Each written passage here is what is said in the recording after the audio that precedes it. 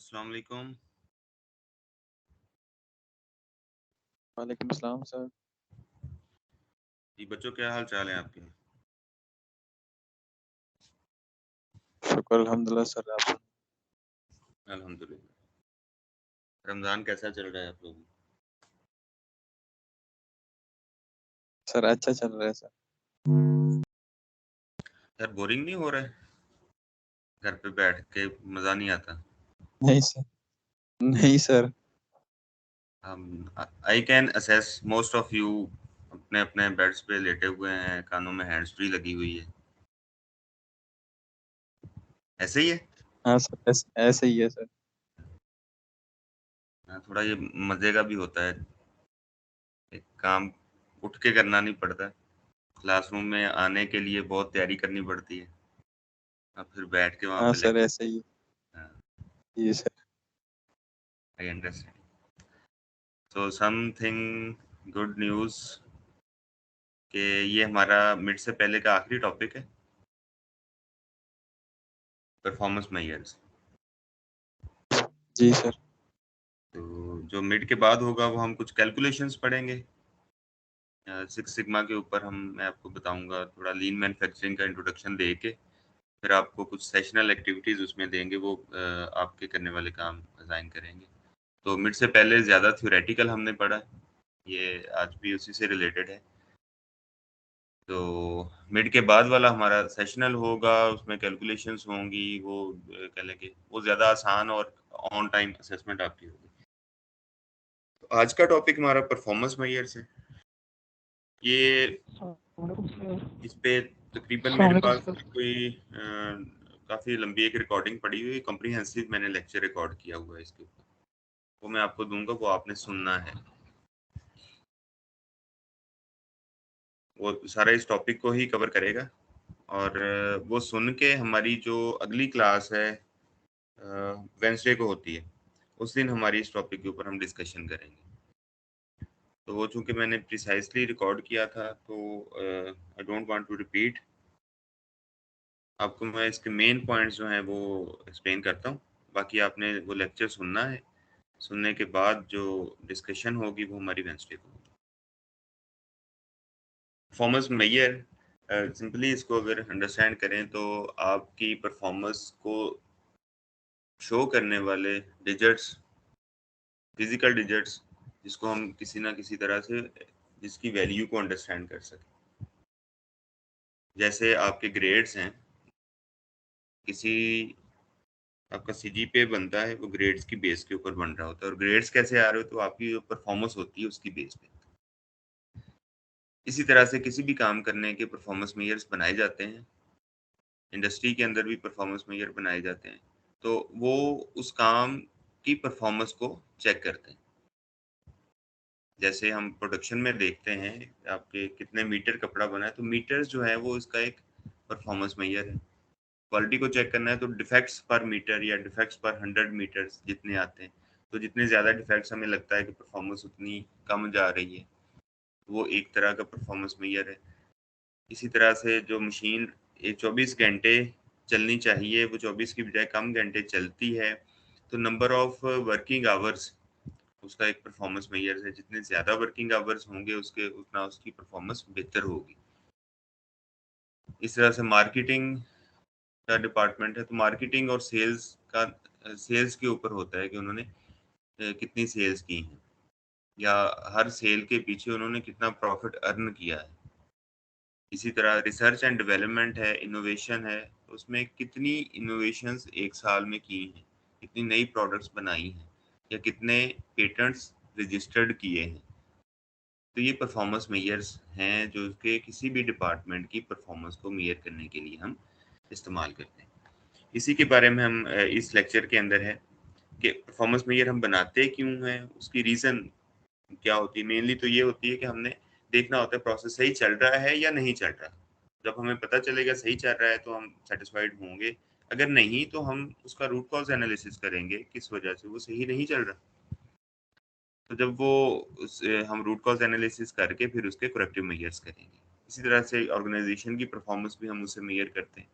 उसे हम देखते हैं साल के बाद हमारा कितना गेन हुआ है, कितना लॉस हुआ है। और हम बिजनेस के जो डिसीजन लेने हैं, हम फॉर एग्जांपल प्रोडक्शन हमारी कम ही आती है तो हम सारी कोशिश करके देख ली तो डिमांड ज़्यादा है, तो फिर हम बिजनेस डिसीजन लेते हैं कि हम नया यूनिट लगाएं, नई मशीनें लगाएं। तो इस तरह के ये ऑब्जेक्टिव्स होते हैं परफॉर्मेंस मेजर्स बनाने के, कि इससे हमें बहुत सारी चीज़ें खुल के सामने आती हैं।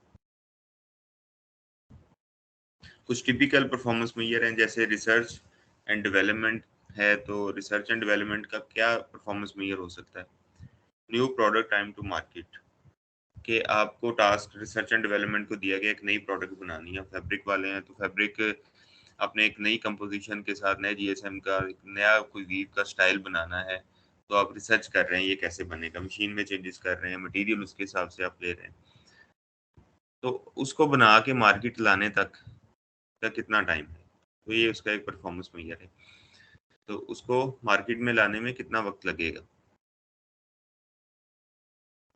अगर आप कम टाइम में बनाते हैं तो आपकी परफॉर्मेंस अच्छी है। फिर उसको बेंचमार्क हम करते हैं कि पिछली बार एक तरह इसी तरह की प्रोडक्ट में इतना टाइम लगा था, अब हमें कम करना चाहिए, तो क्या हम उस ऑब्जेक्टिव के साथ अलाइन होते हैं या नहीं। तो इस one of performance measure for research and development. इसी तरह से ये बाकी परफॉर्मेंस मेजर्स हैं, या आप लेक्चर में इसको डिटेल इसकी देख लेना। इसी तरह मार्केटिंग या sale, for example sale cost to revenue, एक होता है रेवेन्यू, एक होती है कॉस्ट और एक होती है प्राइस, और फिर होता है प्रॉफिट। कॉस्ट क्या है? जो आपको कीमत लगानी पड़ी प्रोडक्ट बनाने के लिए। प्राइस क्या है? उसमें प्रॉफिट जमा करके जो आप कस्टमर को देते हो वो उसकी प्राइस होती है। और रेवेन्यू, जितनी आपके टोटल पैसे हैं बिजनेस में लगे हुए, वो आपका रेवेन्यू होता है। तो जो सेल की कॉस्ट है वो बाकी प्रोडक्शन और मटेरियल की कॉस्ट से डिफरेंट होती है। सेल के लिए आपको different kind of activities perform करनी पड़ती हैं, आपको एडवर्टीजमेंट करनी पड़ती है, लोगों के पास आना जाना पड़ता है, पम्फलेट बनाने पड़ते हैं, बहुत सारे काम करने पड़ते हैं, तो उसके लिए कॉस्ट आती है सेल करने के लिए। तो पूरे रेवेन्यू के वर्सेस सेल की कॉस्ट की कितनी परसेंटेज है, तो वो एक इसका सेल का परफॉर्मेंस मेजर है। अब इस परफॉर्मेंस मेजर में हम देखते हैं कितने परसेंट हमने कॉस्ट ली है सेल्स के लिए, वो हम जितनी कम होगी सेल्स की कॉस्ट उतना हम उसका परफॉर्मेंस को अच्छा जानेंगे। इसी तरह से बाकी परफॉर्मेंस मेजर्स सप्लायर्स के हैं, प्रोडक्शन के हैं, ह्यूमन रिसोर्स के हैं, कस्टमर्स को जो हम डील करते हैं, जो हमारा कस्टमर केयर डिपार्टमेंट होता है उसके परफॉर्मेंस मेजर्स, एडमिनिस्ट्रेशन के परफॉर्मेंस मेजर, ये कुछ टिपिकल परफॉर्मेंस मेजर्स हैं जो कि किसी भी ऑर्गेनाइजेशन में इम्प्लीमेंट किए जाते हैं। इस बनाने का क्राइटेरिया, जो परफॉर्मेंस मेजर हो वो किस तरह का होना चाहिए, वो सिंपल हो, चंद एक हों, फ्यू इन नंबर्स हों, यूजर्स जो कि मशीनें चला रहे हैं ऑर्गेनाइजेशन में खुद काम कर रहे हैं वो खुद उसमें इन्वॉल्व होकर बनाएं, और कस्टमर के साथ वो रेलिवेंट हों। अब क्वालिटी का परफॉर्मेंस मेजर बनाते हैं तो कस्टमर की जो रिक्वायरमेंट है उसके मुताबिक बनाते हैं, उसको डिफेक्ट्स पर मीटर या एंड्स पर इंच, पिक्स पर इंच कितने चाहिए और उसके मिस पिक्स किस हद तक हो सकती हैं, तो वो कस्टमर की क्वालिटी स्टैंडर्ड को ज़हन में रख के बनाए जाते हैं। इसी तरह से कॉस्ट विजिबिलिटी, वो विजिबल हो, लोग उसको देख सकें, उसको अंडरस्टैंड कर सकें। परफॉर्मेंस मेजर की जो परफॉर्मेंस का आउटपुट है वो टाइमली आ सके, ताकि जब हम डिसीजन लेना चाहते हैं तब हम ले लें डिसीजन। आपकी ऑर्गेनाइजेशनल एक्टिविटीज़ के साथ अलाइंड होना चाहिए और उसके रिजल्ट जो हैं वो इफेक्टिव होने चाहिए। तो ये कुछ क्राइटेरिया है परफॉर्मेंस मेजर बनाने का। परफॉर्मेंस मेजर एक ऑर्गेनाइजेशन में एक स्ट्रेटजी के थ्रू बनाए जाते हैं, डिफरेंट डोमेन्स में परफॉर्मेंस मेजर बनाए जाते हैं। क्वालिटी काउंसिल इसको बनाती है और इम्प्लीमेंट करवाती है। अब वो डोमेन्स कौन कौन सी हो सकती हैं? क्वालिटी की डोमेन हो सकती है, कॉस्ट, क्वालिटी इंप्रूव करनी है, कॉस्ट रिड्यूस करनी है, आपने अपनी ऑर्गेनाइजेशन को फ्लेक्सिबल बनाना है, रिलायबल हो आपकी प्रोडक्ट और इनोवेटिव हो। तो ये कुछ डोमेन्स हैं जिसके अंदर परफॉर्मेंस मेजर्स बनाए जाते हैं।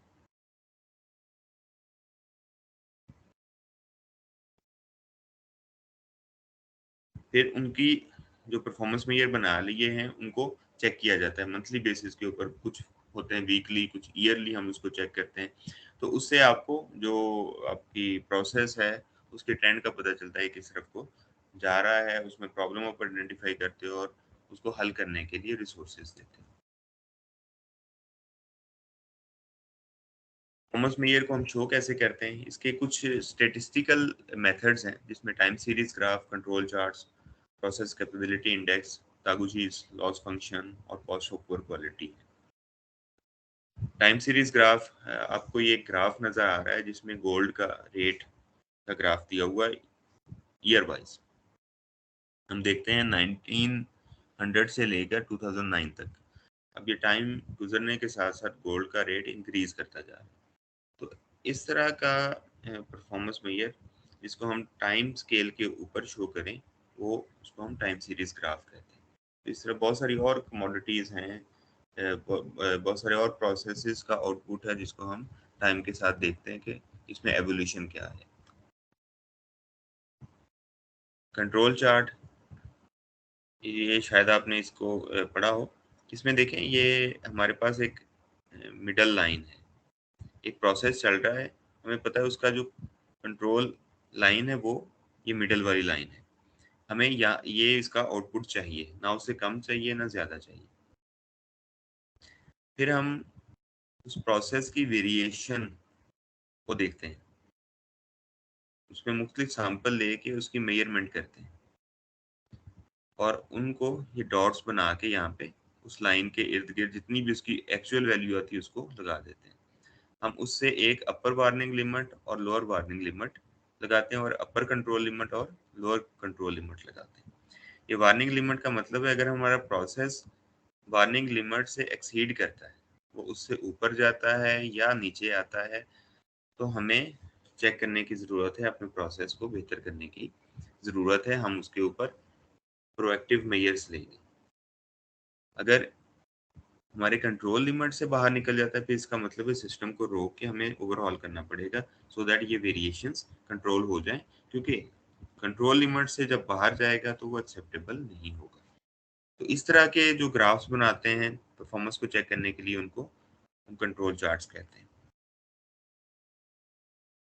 प्रोसेस कैपेबिलिटी इंडेक्स, सीपी, ये रेशियो होती है अलाउएबल प्रोसेस वेरिएशन और actual process variation. Allowable process variation है upper specification limit minus lower specification limit.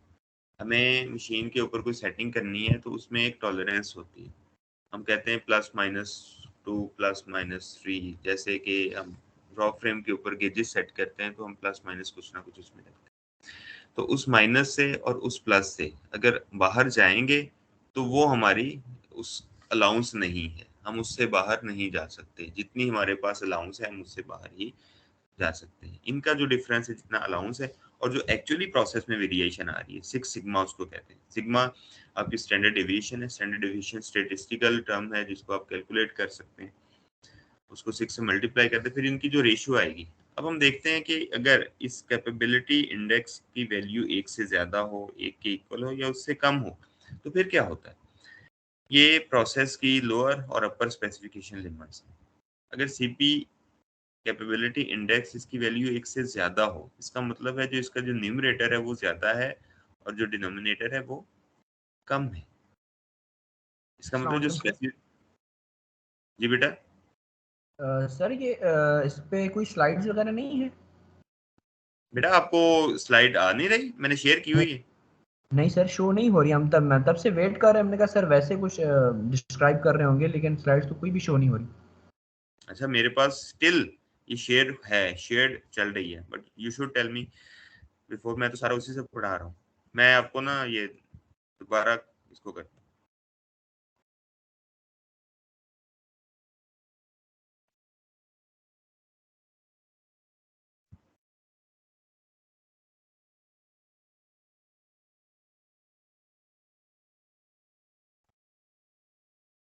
बेटा शो हो रही है अब?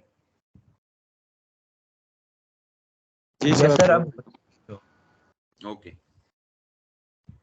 सो अभी मैं फिर ना ये ग्राफ स्पेशली आपको दिखाने वाले हैं, मैं आपको ये रिपीट कर देता हूँ। परफॉर्मेंस मेजर को हमने देखा होते क्या हैं, क्यों बनाए जाते हैं, फिर टिपिकल परफॉर्मेंस मेजर्स कौन कौन से होते हैं।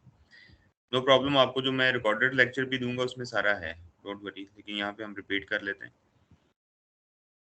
तो इसमें प्रोडक्शन के, ह्यूमन रिसोर्स के, कस्टमर केयर डिपार्टमेंट, उनके एडमिनिस्ट्रेशन के, क्राइटेरिया कौन कौन सा होता है इसको बनाने का, फिर हम स्ट्रेटजी डेवलप करते हैं जो QC करती है। उसमें strategy related to quality, cost, flexibility of our system, reliability, innovation, इससे रिलेटेड होती हैं। परफॉर्मेंस मेजर को हम डिमॉन्स्ट्रेट कैसे कर सकते हैं, प्रेजेंट कैसे करते हैं, तो टाइम सीरीज ग्राफ है ये, जैसे मैंने आपको बताया गोल्ड रेट है, ईयर वाइज बताया गया है कि वक्त के साथ साथ ये गोल्ड रेट बढ़ता जाता है।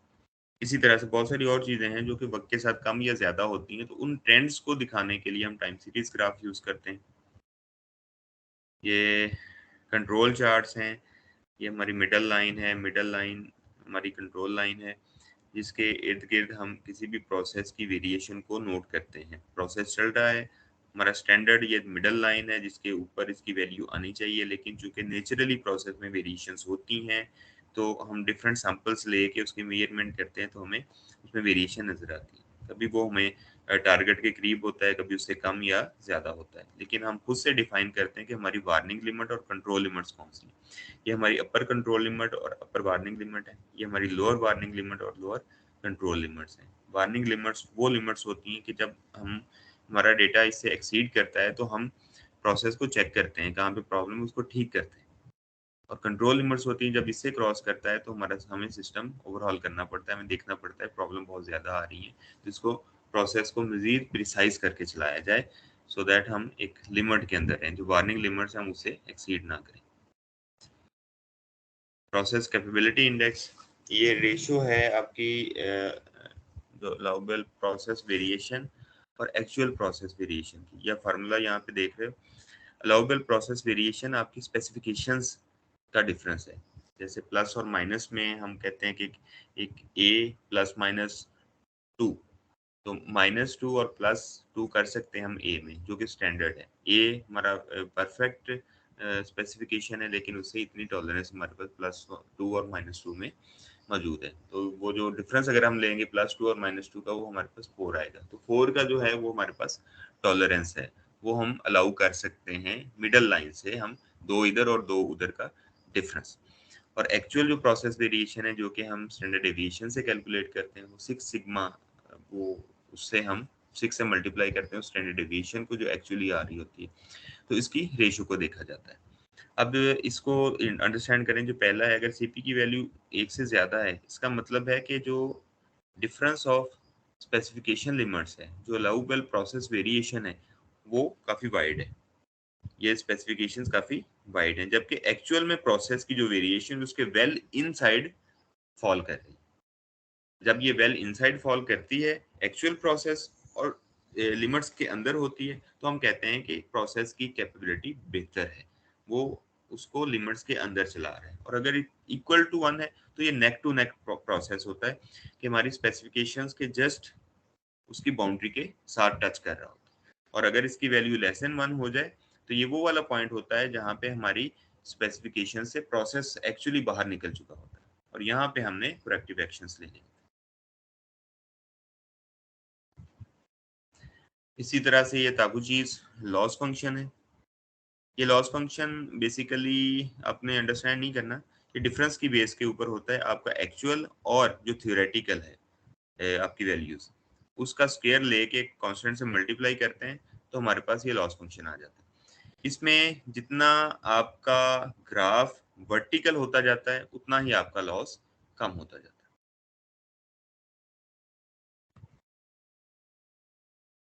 कॉस्ट ऑफ पुअर क्वालिटी एक और परफॉर्मेंस मेजर है। इस ग्राफ को आप अंडरस्टैंड करें, आपको एक्स एक्सिस के ऊपर क्वालिटी है और वाई एक्सिस के ऊपर कॉस्ट है। अब हम पहले ये ब्लू वाली लाइन को अंडरस्टैंड करें, ये रिप्रेजेंट करती है कॉस्ट ऑफ इम्प्लीमेंटिंग क्वालिटी। हमें पता है हम क्वालिटी में जितनी ज़्यादा इन्वेस्टमेंट करते जाएंगे उतनी ही कॉस्ट बढ़ती जाएगी। हम मशीनें अच्छी लेते हैं, फिर उसको टेस्टिंग के लिए अच्छा इक्विपमेंट लेते हैं, उसकी बार बार उसकी टेस्टिंग करते हैं, तो जितना हम ज़्यादा उसको प्रिसाइजली टेस्ट करने की तरफ जाएंगे उतनी हमारी कॉस्ट बढ़ती जाएगी। दूसरी लाइन को देखें, कॉस्ट ऑफ रेक्टिफाइंग डिफेक्ट्स। अब ये देखें, ये कॉस्ट कम होती जा रही है जैसे ही हमारी क्वालिटी बढ़ती जा रही। हम क्वालिटी के ऊपर जितनी ज्यादा इन्वेस्टमेंट कर लेंगे तो फिर नॉन क्वालिटेटिव प्रोडक्ट्स कम बनेंगे, तो उनको रेक्टिफाई करने की कॉस्ट कम आएगी। तो ये दोनों कॉस्ट एक दूसरे की ट्रेड ऑफ है, एक बढ़ेगी तो दूसरी कम होगी। अब हमने डिसाइड करना है हमने कहाँ तक इन्वेस्ट करना है। तो एक पॉइंट आता है कि दोनों कॉस्ट का जो सम है वो मिनिमम होता है। ये रेड लाइन दोनों की कॉस्ट का सम है। तो जो मिनिमम होगा वो वाला पॉइंट होगा जहाँ पे दोनों एक दूसरे को क्रॉस करते हैं, जहाँ पे दोनों का पॉइंट ऑफ इंटरसेक्शन है। तो वो वाला पॉइंट फाइंड करना हमारा काम होता है कि कहाँ पे कितनी इन्वेस्टमेंट हमने क्वालिटी में करनी है। हम बहुत ज्यादा एक्सेसिव भी ना कर लें कि उस पर बहुत ज्यादा पैसे लग रहे हैं, और कम भी ना करें कि हमारे डिफेक्टिव पीसेस बहुत ज्यादा बन रहे हैं। तो ये वाला पॉइंट ऑप्टिमल पॉइंट हमने फाइंड करना होता है, जो कि कॉस्ट ऑफ पुअर क्वालिटी हमें बताता है, और ये मिनिमम कॉस्ट होती है।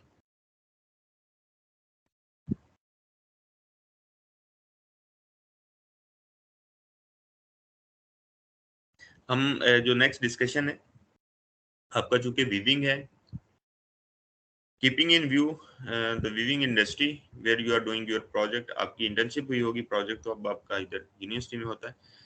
Summarise the performance measures that you have observed, also explain the following for each performance measure. अब इसको अंडरस्टैंड करेंगे। आप लेक्चर वो भी सुने, हमारी डिस्कशन भी होगी। नेक्स्ट वीक हम इस पे डिस्कशन करेंगे कि आपने कोई भी 2 या 3 परफॉर्मेंस मेजर जो ऑब्जर्व किए हैं आपकी, जहाँ पे आपने प्रोजेक्ट किया है उस ऑर्गेनाइजेशन में, वो बताने कौन कौन से हैं, और रीजन ऑफ सिलेक्शन और एप्लीकेशन, वो क्यों सिलेक्ट किए गए हैं, और बेनिफिट्स आफ्टर एप्लीकेशन, उसको अप्लाई करके आपको बेनिफिट क्या। हम डिस्कशन करेंगे, ये रिटर्न असाइनमेंट नहीं है, जस्ट एक डिस्कशन के लिए।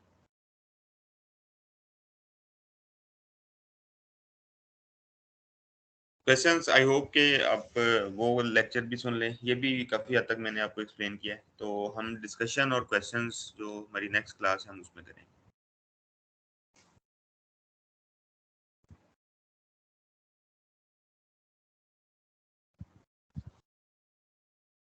ठीक है बच्चों, कोई और क्वेश्चन? ठीक है sir. Okay, see you on Wednesday. मैं लिंक आपके साथ शेयर करता हूँ, जो मेरा पुराना एक रिकॉर्डेड लेक्चर है ये भी मैं शेयर कर देता हूँ। इसमें चूंकि आपकी स्लाइड भी मिस हुई है तो शायद ये इतना इफेक्टिव ना हो, बट स्टिल इसको भी सुन ले, उसको भी सुन ले। हम वेंसडे को इसके ऊपर डिस्कशन करेंगे इंशाल्लाह sir. Thank you. Allah Hafiz. Allah Hafiz. Allah Hafiz sir.